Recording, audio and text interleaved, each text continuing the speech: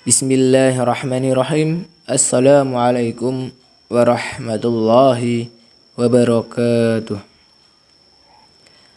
Alhamdulillahi rabbil alamin. Wassalatu wassalamu ala asrafil anbiya'il wal mursalin wa ala alihi wa sahbihi ajma'in. Qala Allah ta'ala fil Qur'anil Karim. A'udzu billahi minasyaitonir rajim. Bismillahirrahmanirrahim. Subhanalladzi asra bi abdihi la illam minal masjidil harami ilal masjidil aqsa ladzi baraknahu Allahu linuriyahu min ayatina innahu huwas samiul basyir. Shadaqallahul azim. Amma ba'du. Puji syukur kehadirat Allah Subhanahu wa taala yang telah melimpahkan begitu banyak nikmat kepada kita, nikmat kesehatan, nikmat iman, nikmat Islam, dan nikmat-nikmat yang lainnya. Dan sholawat serta salam semoga tetap tercurahkan kepada junjungan kita, Nabi besar Muhammad Sallallahu Alaihi Wasallam, Nabi yang menjadi suri tauladan kita, Nabi yang kita nantikan syafaatnya di yaumul qiyamah nanti. Amin amin ya rabbal alamin. Pada kesempatan yang berbahagia ini, pada kesempatan yang insya Allah dimuliakan Allah Subhanahu wa taala ini, saya akan menyampaikan sedikit kultum yang berjudul kematian. Kenapa saya mengulas tentang kematian? Karena kematian jarang diingat orang, padahal kematian sangat dekat dengan manusia. Abu Hurairah meriwayatkan bahwa Rasulullah Shallallahu Alaihi Wasallam pernah bersabda, "Berziarah kuburlah kalian, karena hal itu dapat mengingatkan kalian pada kematian." Hadis riwayat Muslim. Kata kematian, yang paling pertama kita ingat mungkin tempat peristirahatan kita yang terakhir. Menunggu sampai hari hisab tiba, di mana kita ditempatkan di rumah baru kita, sebuah lubang gelap kecil seukuran tubuh manusia yang begitu sunyi tanpa teman dan penolong seorang pun. Sering kita mendengar dalam ceramah agama Islam bagaimana para ustadz mengingatkan setiap muslim untuk selalu mengingat kematian dengan cara sering berzikir, bertaubat, dan menjauhkan diri dari hal-hal yang dilarang agama.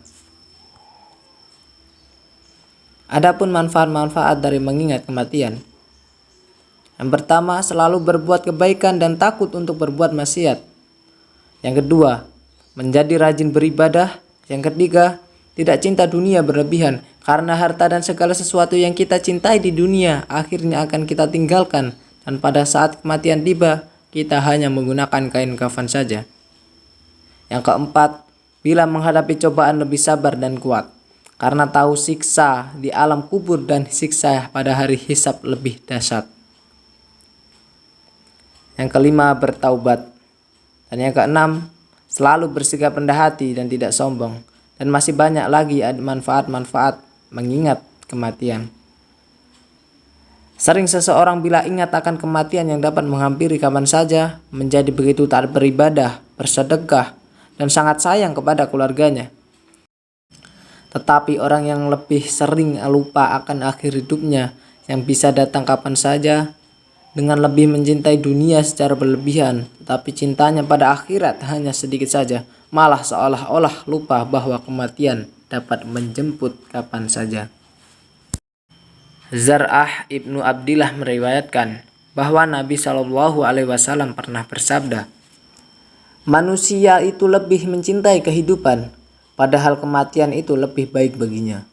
Manusia juga lebih mencintai harta yang banyak, padahal sedikit harta itu lebih sedikit hisabnya bagi dirinya." Hadis riwayat Imam Al-Baihaqi. Kita sebagai manusia tidak mengetahui mati di hari apa, di mana, atau sedang apa, karena kematian itu adalah hal yang gaib. Sama halnya dengan kiamat, hanya Allah Subhanahu wa taala yang tahu. Yang harus diingat dalam kematian adalah kedatangannya mendadak, dan bila sudah datang waktunya, tak bisa ditolak. Tetapi manusia bisa berusaha dalam keadaan seperti apa ia akan mati, husnul khotimah atau su'ul khotimah. Pasti kita memilih untuk husnul khotimah. Dan untuk mencapai husnul khotimah pada saat kematian, manusia bisa melakukan amal soleh yang istiqomah. Agar bisa istiqomah adalah dengan memperbanyak zikrul maut, banyak mengingat mati. Dan ada penyebab su'ul khotimah.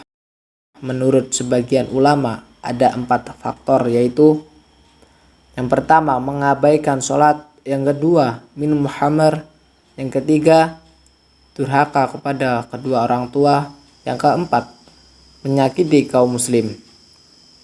Anas radhiyallahu an menuturkan bahwa Nabi SAW telah bersabda, "Perbanyaklah mengingat kematian, karena hal itu dapat membersihkan dosa dan menjadikan zuhud di dunia. Jika kalian mengingatnya ketika kaya, ia akan menghabiskan harta itu di jalan Allah. Jika mengingatnya ketika dalam keadaan miskin, ia akan menjadikan kalian ridho akan kehidupan." Setiap manusia tidak bisa lari dari kematian, meskipun dia bersembunyi di ujung dunia. Bila ajal sudah datang menjemput, pasti dia akan mati.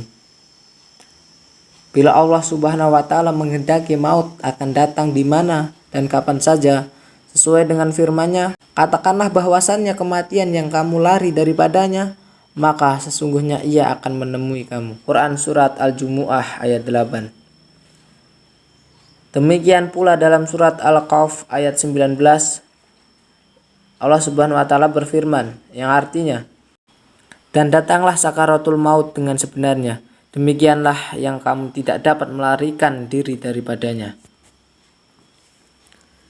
Sebenarnya tidur yang kita jalani setiap hari amat dekat dengan kematian. Nyawa manusia ditahan ketika sedang tidur. Dalam kitab suci Al-Quran, Allah Subhanahu wa Ta'ala berfirman dalam surat Az-Zumar ayat 42, yang artinya, Allah memegang jiwa orang ketika matinya dan memegang jiwa orang yang belum mati di waktu tidurnya. Maka dia tahanlah jiwa orang yang telah dia tetapkan kematiannya, dan dia melepaskan jiwa yang lain sampai waktu yang ditentukan. Nabi Muhammad SAW menganjurkan kita untuk selalu berdoa sebelum tidur dan setelah tidur. Itu artinya kita dibimbing untuk menghadapi kematian sebelum tidur dan diajak bersyukur karena Allah menghidupkan kita dari kematian. Selalu mengingat kematian memang sesuatu yang seharusnya kita lakukan. Karena dengan mengingat kematian, manusia enggan untuk melakukan kemaksiatan dan perbuatan yang sia-sia. Apalagi sudah banyak contoh orang yang meninggal dalam keadaan sia-sia dan sesuai dengan apa yang menjadi kebiasaannya. Misalnya, pecandu narkoba atau seks bebas, mereka meninggal dalam keadaan melakukan hal maksiat yang biasa mereka lakukan sehari-hari. Na'udzubillahi min dzalik. Semoga kita tidak termasuk dalam golongan itu. Cukup sekian kultum yang dapat saya sampaikan pada kesempatan kali ini. Apabila ada kesalahan dari saya mohon maaf yang sebesar-besarnya. Dan kepada Allah, saya mohon ampun. Terima kasih atas perhatiannya. Semoga bermanfaat bagi kita semua. Unsur man qala wala tansur man qala. Pandanglah pembicaraan, jangan pandang siapa pembicaranya. Nun wal qalami wa mayasturun. Wassalamualaikum warahmatullahi wabarakatuh.